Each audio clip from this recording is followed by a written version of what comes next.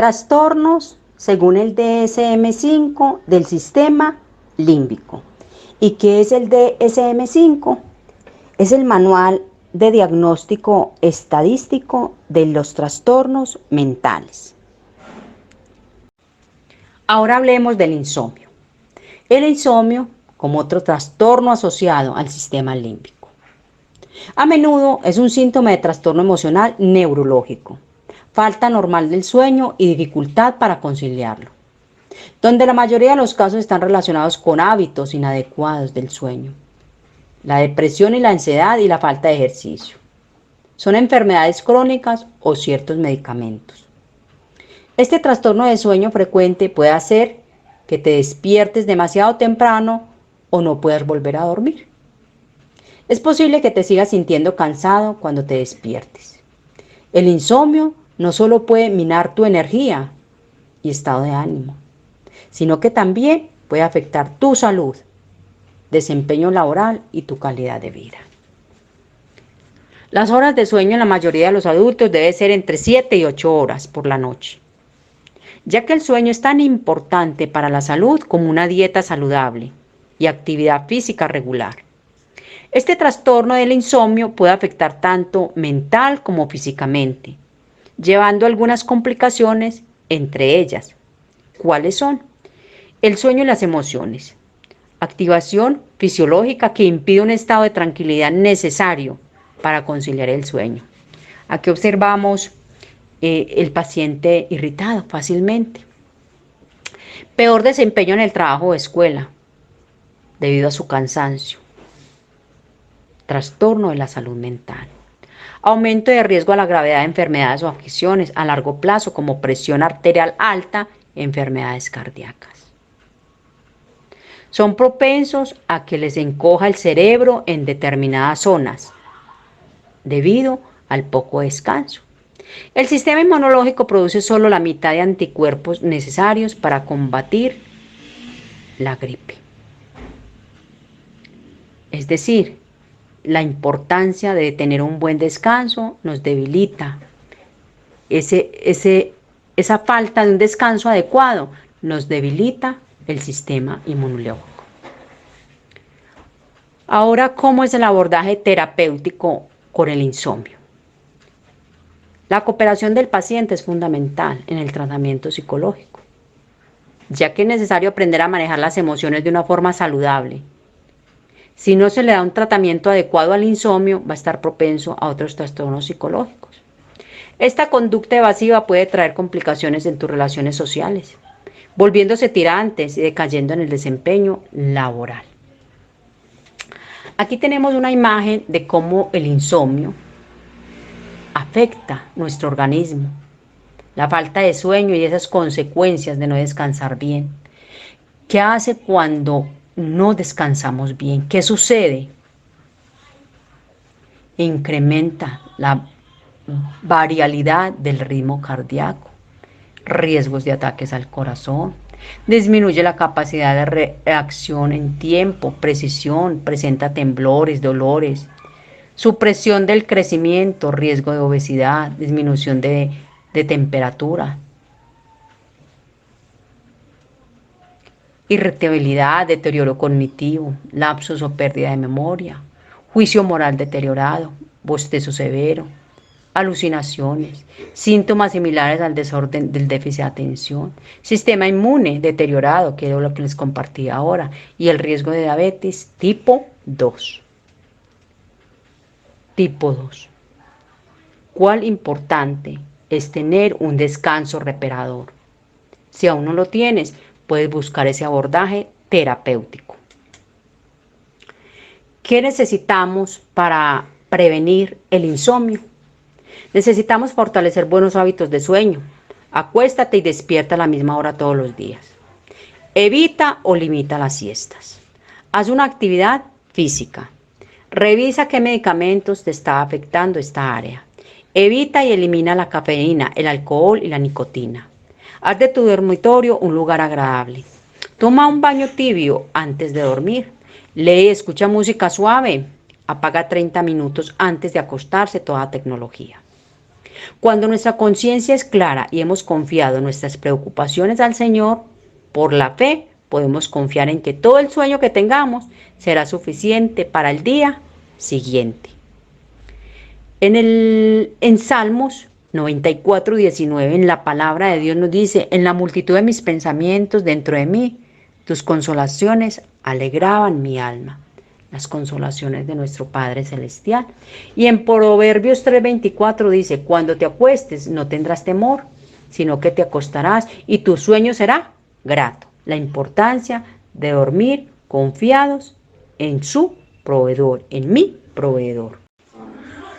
La lecitimia. ¿Qué es la lecitimia? Es una enfermedad de los que tienen sentimientos.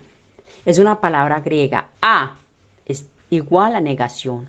Lexis, palabra. Sumos, emoción. Alexitimia. ¿Y qué es? Se trata de un trastorno mental muy extendido entre la población. Es un trastorno neurológico, psicológico, con rasgos de personalidad. Es la incapacidad de hacer corresponder las acciones con las emociones. Ahí perfectamente aplica, donde dice: existen dos causas que producen todas las confusiones. No decir lo que pensamos, porque sucede en los pacientes, no dicen lo que piensan y no hacen lo que dicen. Es decir, dicen pero hacen lo contrario. Entonces, acá que hay un caso de alexitimia. Este trastorno se caracteriza por no poder expresar sus emociones o no ser consciente de tenerlas. Es decir, las tiene pero su cerebro no puede reconocerlas. Al no reconocerlas no puede identificarlas y por lo tanto no las siente y no las manifiesta. Como a una persona que se ha quedado ciega. Esta persona que se ha quedado ciega no logra percibir, ¿cierto?, las situaciones porque no ha perdido su vista. Muchos pacientes tienen esta dificultad de reconocer sus emociones. Las vive, pero no las saben reconocer. Quienes padecen alexitimia mantienen una posición agresiva hacia su entorno, pero más hacia ellos mismos, con un nivel alto de sufrimiento emocional que la persona no sabe definir y por lo tanto autorregalarse, soliendo ser inexpresivos a nivel físico, verbal y emocional. La alexitimia se asocia a varios trastornos psicológicos, como es el autismo, la depresión y la esquizofrenia. ¿Qué nos dice la palabra de Dios de este trastorno alexitimia? ¿Qué nos dice? Señor, tú me has examinado y me conoces. Tú conoces todas mis acciones. Él sí nos conoce, aunque nosotros no los conozcamos. Aún de lejos te das cuenta de lo que pienso. Sabes todas mis andanzas, sabes todo lo que hago. Aún no tengo la palabra en la lengua. Y tú, Señor, ya la conoces. Lo dice Salmo 139, versículo del 1 al 4. Él nos conoce mejor que nosotros mismos. Desde la psicoterapia, la coherencia interna nos lleva a vivir en armonía con la propia conciencia, a tener integridad y ser fiel a sí mismo, siendo capaz de mantener la palabra, de ser desinteresado, recto en el obrar, en todo lugar, en todo momento.